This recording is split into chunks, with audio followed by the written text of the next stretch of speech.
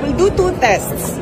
Neuropsychiatric exam and drug tests. Oh God, please, no! No! Question ko po kung talagang okay ba siya? Kung talagang okay ba siya? Lahat ng mga young guns na kandidato, lahat ng mga congressional candidates ay magpa-drug test. And as a voter, I demand na magpa-drug test sila. Kasi sinasabi nila, ano daw ako, unstable daw ako. Paningin ko naman sa kanila, unstable din sila. Diba? Kasi bakit? Aatake sila, pag sumagot yung inaatake nila, nagagalit sila. Tinatawag nilang unstable. So, para sa akin, unstable din kayo. Bakit niyo ako inaatake? Diba?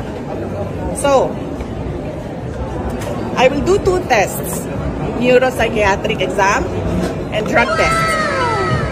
Pero dapat, lahat ng mga young guns na kandidato, lahat ng mga congressional candidates ay magpa-drug test. Including speaker, ma'am? As a voter, I am asking the candidates for Congress doon sa distrito ko, sa 1st District of Davao City. Now, 2 lang yung maalala ko ngayon, but I'm sure meron pang ibang kandidato. Maalala ko si Margarita Nograles and si Paulo Duterte. And as a voter, I demand na magpa-drug test sila.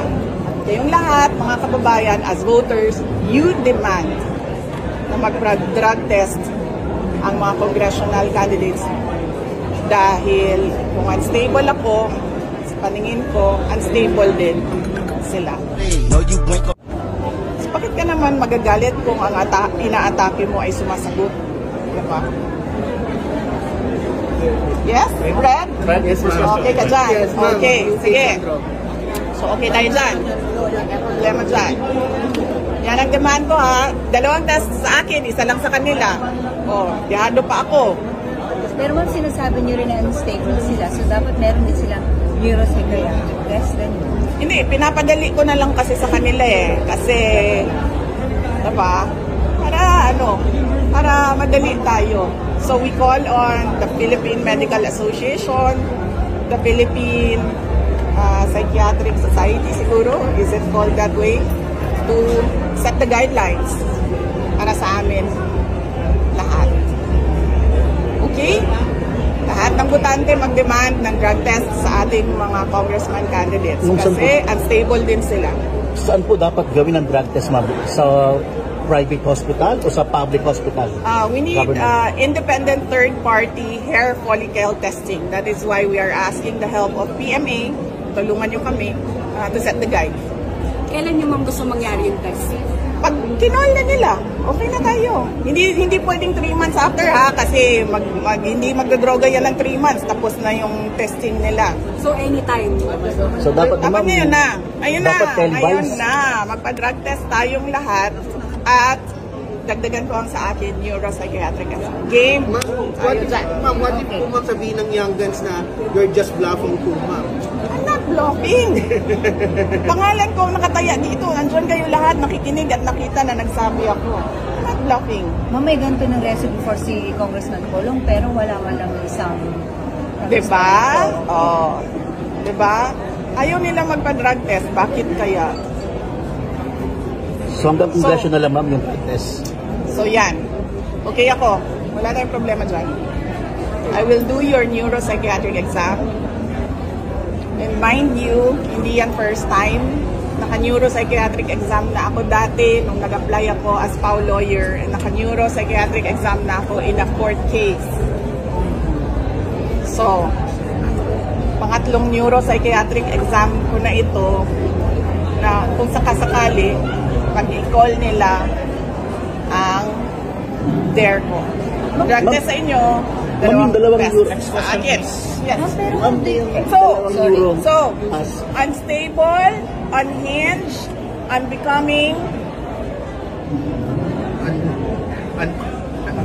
unsound mind. Meron pa isang ulitin nyo na lang. Yes. I'm not any of those. Ang problema kasi ngayon sa mga politiko, they have never seen a politician who has nothing to lose.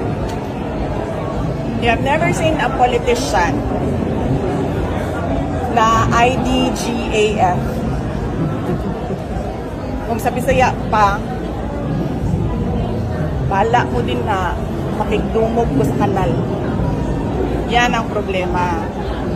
Kasi Yung sa akin talaga, gusto kong tanungin kung okay lang ba siya eh. Nag-aalala po talaga ako eh. Pero the statements were not even, for me, hindi na siya political eh. Parang it's a question of kultura. Nasa kultura ba nating mga Pilipino yung mga ganyan na statements? Ganyan ba tayo pinalaki? Ganyan ba kapaligiran natin? So, talagang nanlilisik. Parang galit na galit sa mundo. So, yun lang. Kaya talagang question ko po eh. Kung talagang okay ba siya. Paano masabi? So, yun. Yung sa akin talaga, gusto kong tanungin kung okay lang ba siya eh. Nag-aalala po talaga ako eh. Pero the statements were not even, for me, hindi na siya political eh. Parang it's a question of kultura.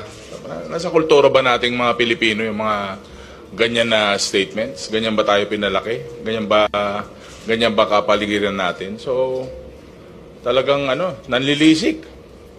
Parang galit na galit sa mundo. So, yun lang. Kaya talagang question ko po eh. Kung talagang okay ba siya. Suggestion lang naman yun. Hindi naman, una-una, hindi rin naman ako pwedeng magrekomenda. At wala rin akong kilala. Kasi so far, parang okay pa naman ako. Pero the people have seen the interview. So parang may something. Ewan ko. Oo. Parang punong-puno ng galit. Saka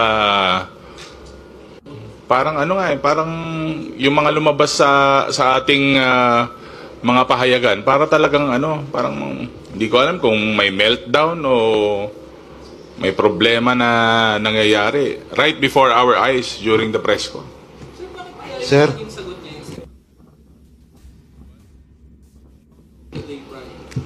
Yung kasi yung yun ang lalabas sa news eh, juicy eh. So, dito naman sa Quadcom, from the start, we've been evidence-based.